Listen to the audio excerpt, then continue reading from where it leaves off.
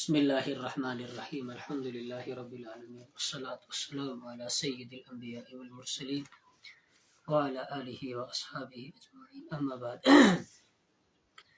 اعوذ باللہ من الشیطان الرجیم بسم اللہ الرحمن الرحیم یعتذرون الیکم اذا رجعتم الیہم قل لا تعتذروا لن نؤمن لکم قد نبأنا اللہ من اخبارکم صدق اللہ العظیم۔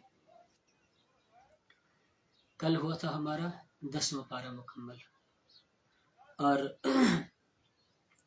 10ویں پارے کے اخیر میں منافقین کا تذکرہ ہوا جو غزوہ تبوک میں نہ جانے کے لیے بہانے اور حیلے تلاش کرتے رہے۔ اور پھر آج ہمارا ہے 11واں پارہ، اور 11ویں پارے کے شروع میں ان منافقین کا تذکرہ ہوگا کہ جو تبوک میں نہیں گئے اور پھر اس پر جھوٹے عذر پیش کیے۔ یعنی رحمت عالم صلی اللہ علیہ وسلم جب غزوہ تبوک سے واپس آئے تو آپ علیہ الصلوۃ والسلام کے سامنے جو ہے جھوٹے عذر پیش کرنے لگے۔ شروع پارے کی جو 2 آیتیں ہیں یعتذرون الیکم اذا رجعتم الیہم سے لے کر کے ان 2 آیتوں کے اندر جو ہے ان منافقین کا تذکرہ ہے، اور ان منافقین کے بارے میں کچھ احکام دیے گئے رحمت عالم صلی اللہ علیہ وسلم کو۔ رحمت عالم صلی اللہ علیہ وسلم سے فرمایا کہ قل لا تعتذروا الیکم، جب وہ منافق آئیں گے آپ کے پاس تو جھوٹے عذر پیش کریں گے، بہانے پیش کریں گے، تو آپ علیہ الصلوۃ والسلام سے فرمایا کہ آپ ان سے کہہ دیجئے کہ جھوٹے عذر اپنے پیش مت کرو۔ کیوں؟ اس لیے کہ قد نبأنا اللہ من اخبارکم، اللہ رب العزت نے مجھے تمہارے احوال کے بارے میں پہلے ہی آگاہ کر دیا ہے، بتا دیا ہے کہ تم کیا ہو، تم جھوٹے ہو۔ اور پھر دوسرا حکم یہ دیا گیا رحمت عالم صلی اللہ علیہ وسلم کو کہ آپ ان سے اعراض کر لیجئے، فاعرضوا عنہم، آپ ان سے کیا کر لیجئے، اعراض کر لیجئے۔ اعراض کرنے کا مطلب یہ ہے کہ نہ ان کو آپ ملامت کریں اور نہ ہی آپ ان کے ساتھ تعلقات قائم رکھیں۔ اور تیسری چیز یہ بیان فرمائی کہ منافقین قسمیں کھا کر کے آپ کو راضی کرنے کی کوشش کریں گے۔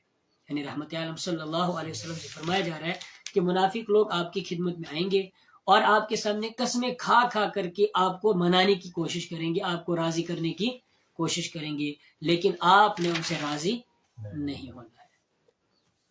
اور پھر آگے وآخرون اعترفوا بذنوبهم خلطوا عملا صالحا وآخر سیئا عسى اللہ ان یتوب علیہم ان اللہ غفور الرحیم۔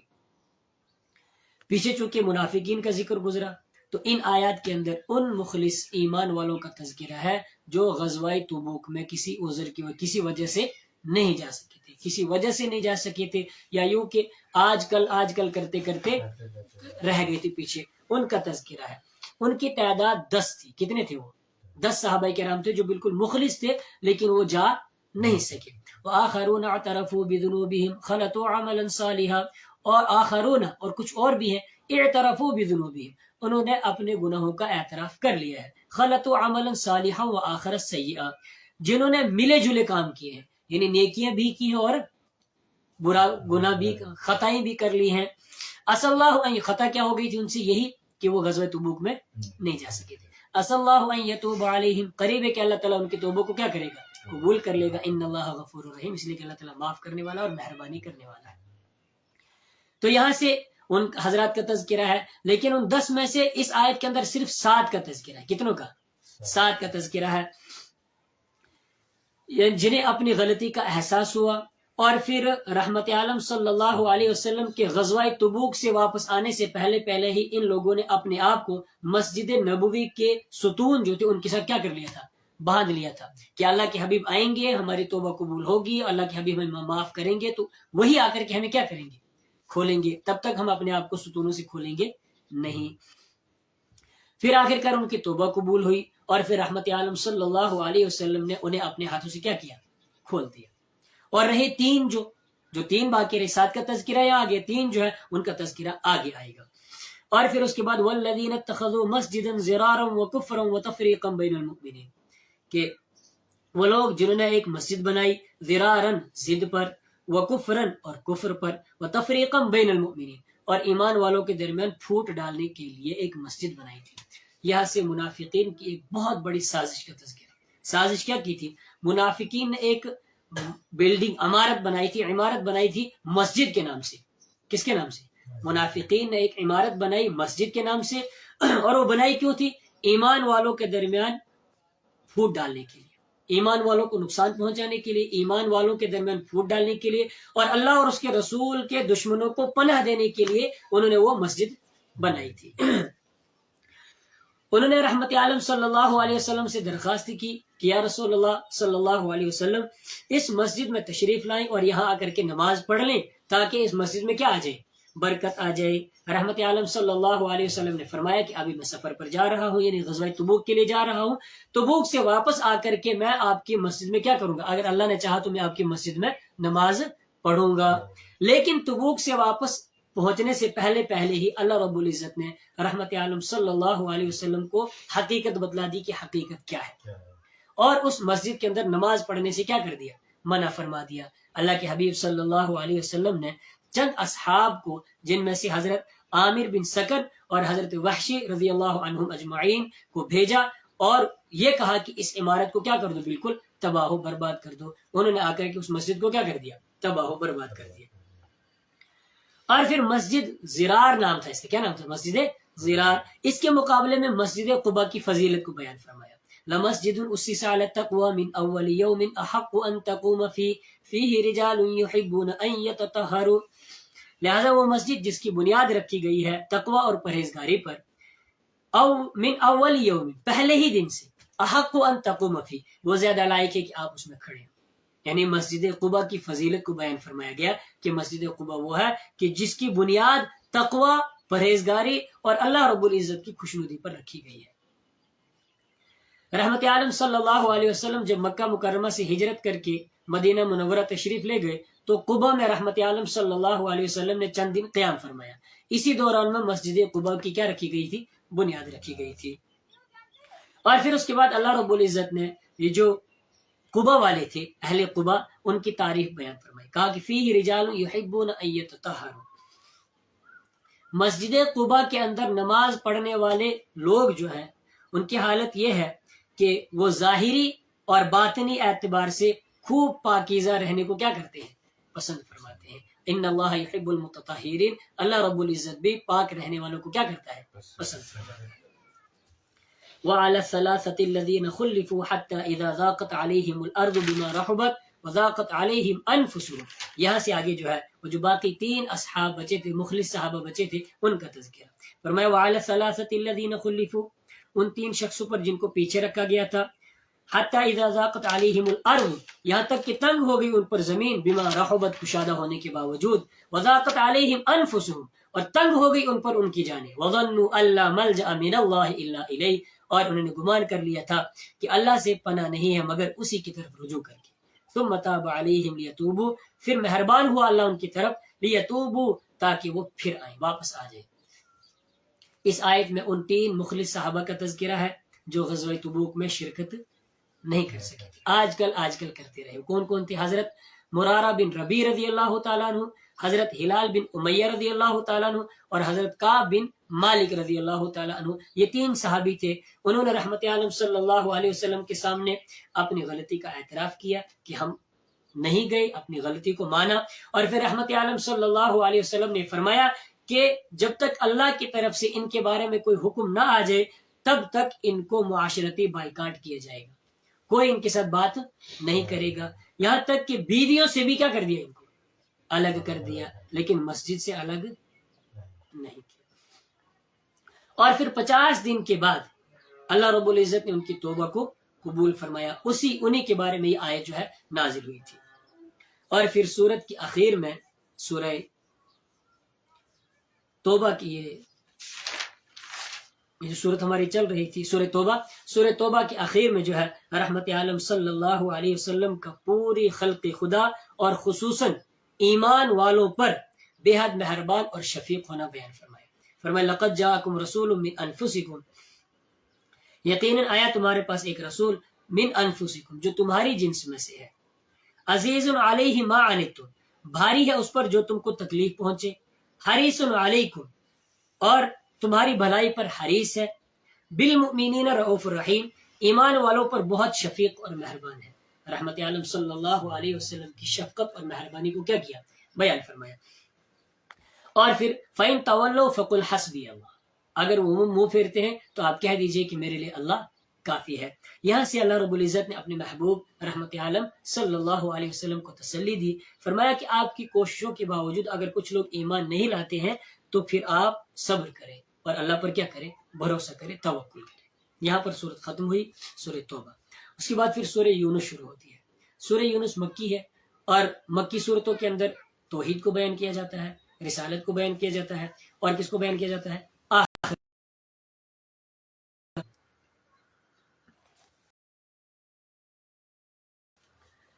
اس کے اندر پچھلی قوموں کے واقعات کو بیان کیا گیا. اور چونکہ اس صورت کے اندر حضرت یونس علیہ السلام اور یونس علیہ السلام کی قوم کا تذکرہ ہے، اسی مناسبت سے اس صورت کا نام کیا رکھ دیا گیا؟ سورہ یونس رکھ دیا گیا. سب سے پہلے جو ہے مشرکین کے ایک اعتراض کا جواب دیا گیا. اکان للناس عجبا ان اوحینا الی رجل منهم ان انذر الناس، کیا لوگوں کو تعجب اس بات سے کہ ہم نے وحی کی انہی میں سے ایک آدمی کی طرف، ان انذر الناس کہ آپ لوگوں کو ڈرائیں. سورت کے شروع میں مشرکین کے ایک اعتراض کا جواب اس طرح دیا گیا. اعتراض یہ تھا کہ اللہ تعالیٰ نے ہماری طرف انسان کو نبی بنا کر کے کیوں بھیجا، کسی فرشتے کو جو ہے وہ نبی بنا کر کے کیوں نہیں بھیجا؟ جواب یہ دیا گیا کہ اعتراض اور تعجب کرنے کی کوئی ضرورت نہیں ہے. کیوں نہیں ہے؟ اس لیے کہ اگر کسی فرشتے کو نبی بنا کر کے بھیجا جاتا تو رسالت کا جو مقصد ہے، نبی بھیجنے کا جو مقصد ہے، وہ مقصد پورا نہیں ہوتا، وہ فوت ہو جاتا. اس لیے انسان کو نبی بنا کر کے بھیجا. دوسری وجہ یہ ہے کہ زمین پر جو بسنے والے لوگ ہیں وہ سارے کے سارے کون ہیں؟ انسان ہیں، فرشتے نہیں ہیں. جب سارے کے سارے دنیا پر بسنے والے لوگ جو ہے وہ انسان ہیں تو نبی بنا کر کے پھر کس کو بھیجا؟ نبی ہی بنا کر کے انسان ہی کو بھیجا، کسی فرشتے کو نہیں بھیجا. اور ایک جگہ 15ویں پارے کے اندر ارشاد فرمایا کہ اگر زمین کے اندر فرشتے چلتے پھرتے ہوتے تو پھر ہم نبی بنا کر کے کس کو بھیجتے؟ فرشتے ہی کو بھیجتے. لیکن چونکہ زمین کے اندر لوگ چلتے پھرتے رہتے ہیں تو اس لیے ہم نے نبی بنا کر کے بھی کس کو بھیجا؟ ایک انسان ہی کو بھیجا. ان کے اعتراض کا جواب دیا گیا. اور پھر اس کے بعد ان ربکم اللہ الذی خلق السماوات والارض فی ستۃ ایام ثم استوى علی العرش، یہاں سے اللہ تعالیٰ کی ربوبیت کو بیان کیا جا رہا ہے. فرمایا کہ آسمان اور زمین کی تخلیق، سورج اور چاند کا اپنے وقت پر چلنا پھرنا، دن اور رات کا آنا جانا، پوری کائنات کا چلنا یہ ثابت کرتا ہے کہ اللہ تعالیٰ قادر یکتا اور اکیلا ہے. اللہ رب العزت اکیلا ہے، اس کا کوئی شریک نہیں ہے. اور پھر اہل ایمان اور اہل کفر کے ٹھکانوں کو بیان فرمایا کہ کافروں کا ٹھکانہ کہاں ہے؟ جہنم ہے، اور ایمان والوں کا ٹھکانہ کہاں ہے؟ جنت ہے. اور پھر وَإِذَا تُتْلَى عَلَيْهِمْ آيَاتُنَا بَيِّنَاتٍ قَالَ الَّذِينَ لَا يَرْجُونَ لِقَاءَنَا ائْتِ بِقُرْآنٍ غَيْرِ هَذَا أَوْ بَدِّلْ قُلْ مَا يَكُونُ لِي أَنْ أُبَدِّلَهُ مِنْ تِلْقَاءِ نَفْسِي. وَإِذَا تُتْلَى عَلَيْهِمْ آيَاتُنَا، جب تلاوت کی جاتی ہے ان کے سامنے ہماری آیتیں، بینات واضح آیتیں، قال الذین لا یرجون لقاءنا، کہتے ہیں وہ لوگ جو ہمارے ساتھ ملاقات کرنے کی امید نہیں رکھتے ہیں، ائتی بقرآن غیر ھذا، اس قرآن کے علاوہ دوسرا قرآن لے کر کیا، او بدلہ، یا اس کو تبدیل کر دیں. کیا مطلب؟ یہاں سے مشرکین مکہ کے ایک مطالبے کا جواب دیا گیا. کیا؟ مشرکین مکہ کو جب دعوت دی جاتی تھی اور ان کے سامنے جب قرآن کریم کو پڑھا جاتا تھا، قرآن کریم کی تلاوت کی جاتی تھی، ان کو قرآن پڑھ کر کے سنایا جاتا تھا، تو وہ بجائے ماننے کے، ہونا تو یہ چاہیے تھا کہ وہ مانتے، لیکن ماننے کے بجائے جو ہے وہ رحمت عالم صلی اللہ علیہ وسلم سے مطالبہ کرتے تھے کہ اس قرآن کے بجائے دوسرا قرآن لے کر کے آؤ، یا پھر اس قرآن کو بدل دو، آپ کیا کر دو؟ بدل دو. تو رحمت عالم صلی اللہ علیہ وسلم کی زبانی ان کو جواب دلایا گیا، قل ما یکون لی ان ابدلہ من تلقاء نفسی، یعنی جن دو کاموں، جو دو مطالبات تم کر رہے ہو، ان دونوں کاموں میں سے کسی ایک کا بھی مجھے اختیار نہیں ہے. ان اتبع الا ما یوحى الی، میں بس اس وحی کی پیروی کرتا ہوں جو وحی میری طرف میرے پروردگار نے بھیجی ہے. جو میرا پروردگار مجھ پر وحی اتارتا ہے میں اسی وحی کی کیا کرتا ہوں؟ پیروی کرتا ہوں. ما یکون لی ان ابدلہ من تلقاء نفسی، میں اختیار نہیں رکھتا کہ میں اس کو اپنی طرف سے کیا کر دوں؟ بدل دوں. اور پھر اس کے بعد مشرکین سے چند سوال کیے گئے. قل من یرزقکم من السماء والارض ام من یملک السمع والابصار، کہ آپ کہہ دیجئے کہ من یرزقکم من السماء، کون تم کو روزی دیتا ہے آسمانوں سے، والارض اور زمین سے، ام من یملک السمع والابصار، کون سننے کا مالک ہے، کانوں کا مالک کون ہے، اور آنکھوں کا مالک کون ہے۔ اصل میں مشرکین مکہ تھے، ان کا ایک عقیدہ تھا کہ اس پوری کائنات کو پیدا کس نے کیا ہے؟ اللہ نے پیدا کیا ہے، لیکن اللہ رب العزت نے بہت سارے بتوں کو کچھ کیا دے دیے، اختیارات دے دیے ہیں۔ کیا کر دے دیے ہیں؟ عقیدہ ان کا یہ تھا کہ پوری کائنات کو پیدا کرنے والا کون؟ اللہ ہے، لیکن کچھ بت ہیں جن کو اللہ رب العزت نے کیا دے دیا ہے؟ اختیار دے دیا ہے، اور وہ اللہ کی کیا ہے؟ شریک ہے۔ لہٰذا ان بتوں کو راضی کرنے کے لیے ان کی عبادت کرنی چاہیے۔ اس آیت میں ان سے کچھ سوالات کیے گئے کہ ذرا یہ بتاؤ کہ تمہیں آسمانوں اور زمین میں روزی کون دیتا ہے، اسی طرح تمہارے کان اور آنکھ کا مالک کون ہے، اور کون ہے جو زندے کو مردے سے اور مردے کو زندے سے پیدا کرتا ہے، نکالتا ہے، کون ہے جو ہر کام کا نظام چلا رہا ہے، پوری کائنات کو بنا رہا ہے۔ تو وہ اس سوال کا جواب کیا دیں گے کہ ان سارے کاموں کو کرنے والا کون ہے؟ اللہ ہے۔ تو پھر آپ ان سے کہیے کہ پھر تم اللہ سے ڈرتے کیوں نہیں ہو؟ بھلا ہر چیز کا مالک اللہ ہے، ہر چیز کو پیدا اللہ نے کیا، ہر چیز کا نظام اللہ چلا رہا ہے، تو پھر عبادت کے لائق اور مستحق بھی کون ہے؟ اللہ ہی ہے، اللہ کے سوا کوئی اور نہیں ہے۔ اور پھر مشرکین ایک اعتراض کرتے تھے کہ آپ علیہ الصلوۃ والسلام نے قرآن کریم کو اپنی طرف سے گھڑ لیا ہے۔ کیا کیا ہے؟ یہ اعتراض کرتے تھے کہ نعوذ باللہ رحمت عالم صلی اللہ علیہ وسلم نے قرآن کریم کو کیا کر لیا ہے؟ اپنی طرف سے گھڑ لیا ہے۔ قرآن نے پہلے ان کو جواب دیا کہ وما کان ھذا القرآن ان یفترى من دون اللہ، یہ قرآن ایسا نہیں ہے کہ اس کو گھڑ لیا گیا ہو اللہ کے علاوہ، یعنی اللہ کے علاوہ کسی اور کا کلام یہ نہیں ہے۔ اور پھر انہیں ایک چیلنج دیا کہ تم کہتے ہو کہ رحمت عالم صلی اللہ علیہ وسلم نے قرآن کریم کو اپنی طرف سے کیا کر لیا ہے؟ گھڑ لیا ہے، تو پھر تم بھی اللہ کے سوا جس کو چاہتے ہو اپنا مددگار بنا لو، اس کو بلا لو، اور پھر اس قرآن کریم جیسی ایک سورت بنا کر کے لاؤ۔ کیسی؟ صرف ایک سورت کا بنا کے، قل فأتوا بسورۃ مثلہ وادعوا من استطعتم من دون اللہ، اس جیسی ایک سورت بنا کر کے لاؤ، اور اللہ کے علاوہ جس کو چاہتے ہو اس کو بلا لو۔ جب تم سارے مل کر کے ایک سورت نہیں بنا سکتے تو بھلا یہ کیسے ہو سکتا ہے؟ کیسے مان لیا جائے کہ یہ قرآن کریم کسی آدمی نے گھڑا ہے، کسی آدمی نے بنایا ہے؟ یہ قرآن اللہ ہی کی کتاب ہے، اللہ ہی کی طرف سے نازل کی ہوئی ہے۔ اور پھر مشرکین مکہ جو تھے وہ دوبارہ زندہ ہونے کو ناممکن سمجھتے تھے۔ وہ کہتے تھے کہ مر کر کے دوبارہ زندہ ہونا ناممکن ہے۔ وجہ اس کی یہ سمجھتے تھے، وہ کہتے تھے کہ جب انسان مر جائے گا اور مرنے کے بعد پھر مٹی میں مل جائے گا، اور جب مٹی میں مل جائے گا تو پھر جو ہے اس کے ذرات جو ہے نہ جانے ہوا سے اڑ کر کے کوئی ذرہ کہاں پہنچا، کوئی ذرہ کہاں پہنچا، کوئی ذرہ کہاں پہنچا، تو پھر اللہ رب العزت کل قیامت کے دن کس طرح ان مٹی کے ذرات کو اکٹھا کرے گا، اور یہ پتہ چلے گا کہ یہ ذرہ جو ہے فلاں آدمی کا ہے، یہ ذرہ جو ہے فلاں آدمی کا ہے۔ ذالک رجع بعید، یہ لوٹنا تو بڑی دور کا لوٹنا ہے۔ ان کا جواب دیا گیا کہ تم اللہ کے علم اور قدرت کو اپنے علم پر قیاس مت کرو۔ وما تکون فی شأن وما تتلو منه من قرآن ولا تعملون من عمل الا كنا عليكم شهودا اذ تفيضون فيه۔ یہاں سے اسی کو بیان فرمایا کہ تم اللہ کی علم اور اللہ کی قدرت کو اپنے علم پر قیاس مت کرو۔ اللہ تعالیٰ کا علم اتنا وسیع ہے کہ کائنات کی کوئی بھی چیز جو ہے وہ خواہ چھوٹی ہو یا بڑی ہو، اللہ تعالیٰ سے جو ہے وہ مخفی نہیں ہے۔ تو پھر اللہ تعالیٰ کے لیے ان ذرات کو اکٹھا کر کے انسان کو دوبارہ زندہ کرنا کوئی مشکل کام نہیں ہے۔ اور پھر اس کے بعد جو ہے وَاتْلُ عَلَيْهِمْ نَبَأَ نُوحٍ، یہاں سے جب پون پارہ ہو جاتا ہے، پون پارے سے آگے آخر پارے تک اللہ رب العزت نے پچھلے قوموں کے واقعات کو بیان فرمایا۔ سب سے اور بیان کیوں فرمایا؟ سابقہ امتوں کے احوال اور ان کے واقعات کو بیان فرمانے کی وجہ کیا ہے؟ اس لیے بیان فرمایا، بتلانا یہ ہے کہ جھٹلانے والوں کو وہی حال ہوگا جو پہلے لوگوں کا حال ہوا تھا۔ آج اگر یہ جھٹلاتے ہیں تو ان کا بھی وہی حشر ہونے والا ہے جو پہلے قوموں کا حشر ہوتا ہے۔ سب سے پہلے نوح علیہ الصلوۃ والسلام کی قوم کا تذکرہ فرمایا کہ نوح علیہ الصلوۃ والسلام نے اپنی قوم کو لمبے عرصے تک 950 سال تک کیا دی؟ دین کی دعوت دی، لیکن قوم کے چند افراد ہی ایمان لائے، اکثر لوگ ایمان نہیں لائے، اور جب انہوں نے نہیں مانا تو بالآخر اللہ رب العزت نے تمام نافرمانوں کو طوفان کے عذاب میں کیا کر دیا؟ غرق کر دیا۔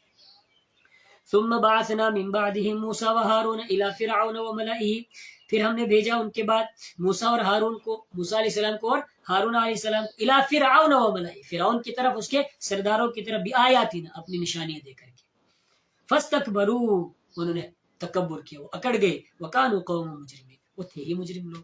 تو یہاں سے آخر تک، بہت آگے تک جو ہے موسیٰ علیہ السلام اور ہارون علیہ السلام کی بعثت کو بیان فرمایا کہ ان کو فرعون کی طرف اور ان کی بدبخت قوم کی طرف بھیجا گیا تھا، لیکن انہوں نے مانا نہیں، اور اخیر میں اللہ رب العزت نے ان کو دریائے نیل کے اندر کیا کر دیا؟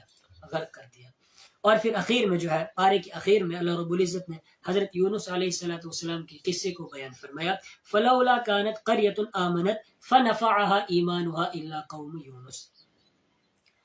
انسان کا ایمان اسی وقت قبول ہوتا ہے جب وہ موت سے پہلے پہلے اور عذاب الہی کا مشاہدہ کرنے سے پہلے پہلے اگر آدمی توبہ کر لیتا ہے تو اس کی توبہ کیا ہو جاتی ہے؟ قبول ہو جاتی ہے، اور ان کا ایمان بھی کیا ہو جاتا ہے؟ معتبر ہو جاتا ہے۔ لیکن حضرت یونس علیہ السلام کی جو قوم تھی، وہ ایک ایسی قوم ہے کہ جنہوں نے عذاب نازل ہونے سے پہلے پہلے، عذاب نازل ہونے سے کیا پہلے پہلے کیا کر لی تھی؟ توبہ کر لی تھی اور ایمان لے آئی تھی۔ اللہ نے ان کی توبہ کو بھی قبول فرمایا اور ایمان کو بھی کیا فرمایا؟ قبول فرمایا۔ اسی کو یہاں سے، اور ان کے اوپر سے جو عذاب آنے والا تھا، اس عذاب کو کیا کر دیا؟ ہٹا دیا۔ اسی کو ان آیات کے اندر بیان فرمایا ہے۔ اللہ رب العزت مجھے بھی اور آپ کو بھی اور ہم سب کو جو ہے اپنے کلام کو سمجھنے کی توفیق عطا فرمائے اور اپنے احکام کو پورا کرنے کی توفیق عطا فرمائے۔ وہ آخر